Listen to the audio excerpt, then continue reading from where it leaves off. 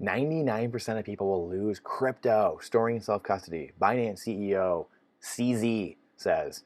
Brandon here. What's up, guys? This is amazing.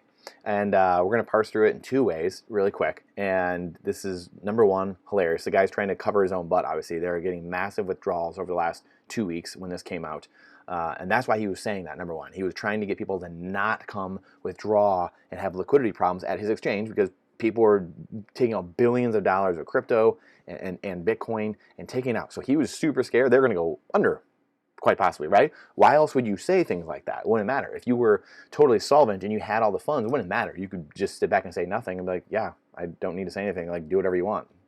So we know that that's not the case, obviously, right? Because he outed himself by saying something and saying, all going on, national radio or national TV spots and things like that, and saying, oh, the lawyers will take care of it, things like that.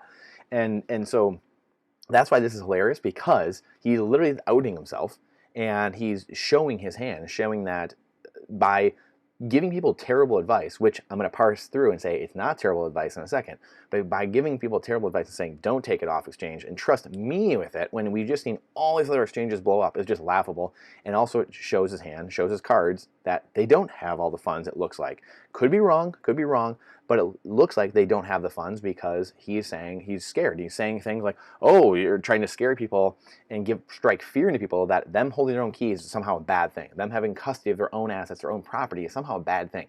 But as we know, when other people custody other people's assets, it generally gets rehypothecated, meaning people tend to start lending it out and saying, hey, I've got this valuable asset. I'm going to start lending it out, or I'm going to start selling shares against this thing, or selling tokens against this thing, or I'm going to sell rights to this thing, or whatever it might be, because I have this valuable asset. And I'm not just going to let it sit here. I'm going to somehow make the almighty dollar against this. I'm going to make some cash against this thing that I have sitting here. And then, oops, I lent out too many claim checks. Now they're all coming back at one time to claim the same asset. And I don't have enough assets, obviously, to cover all the claim checks they gave out. Does that sound like this legacy banking system, or does it not? Does it sound like a bank run? Because if you thought that it did sound like that, you'd be right. Ding, ding, ding. This is exactly what's going on. This is the legacy banking system. This is crypto. These are these exchanges. There's all this stuff. They're rehypothecating. That's generally how they make their fees and become so wealthy. Some of it is based off of just trading fees. They're trying to get people to trade in and out of things, which, again, as we've been saying, what's the number one way to get wrecked on the highway or on the freeway? Is by changing lanes. Those are people that get in accidents the most, people that are changing lanes, or people that get in the most amount of accidents are generally because they're changing lanes. So when you're constantly changing in and out of lanes, you're generally chasing things, you're behind the curve, so you're losing, and then you're getting taxed on top of that, so again, you're behind the curve and losing. That's why time in the market and just sitting there dollar cost averaging the hardest asset on earth, Bitcoin, is the best thing you could possibly do. Places like Swan, I don't get anything for promoting that. Swan's incredible, and they promote self-custody. So the hardest asset ever known to exist, the only finite asset we've ever known as human beings to exist other than time, and then they promote withdrawing it to your own self-custody. So not only is this completely irresponsible, saying that people are going to lose their own assets by custodying their own assets, insane. 20 years from now, we're going to look back and think that that's absolute insanity. And then on top of that, crypto, he's actually right. I'm going to make the argument here on the other side. Crypto, he's right. 99% of people will lose their crypto. They absolutely will. Whether they're in self-custody or they're not in self-custody or whatever, leave it on exchanges. Crypto, all the altcoins, everything, they're going to go to zero. All the scam coins, affinity coins, DeFi, NFTs, monkey JPEGs. Bitcoin is the thing, is the discovery. It's the discovery after decades of trying to find the immutable, uncensorable, proof of work, digital currency, discovery, technology, the money, the hardest money ever known to man. And we found that. We found the wheel. We found fire. You don't create another fire. They don't like, oh, I discovered a new fire. That's how this works. So Bitcoin is the thing, and it's open source, right? So it's given the ability for every scammer to come into this world and VC, angel investor or whatever, and then say, oh, we're going to get up our new token. We got a great marketing team. I've got a great track record. I've got a great reputation myself. I'm going to put that reputation on the line here and go try to raise a ton of money because we can go invest in this thing and get exit liquidity in 6 months, where, a lot of times it takes years for people to see returns, 5-10 years to see returns on their venture funds, on their venture bets, things like that. But now it's 6 months. Boom, you can have exit liquidity.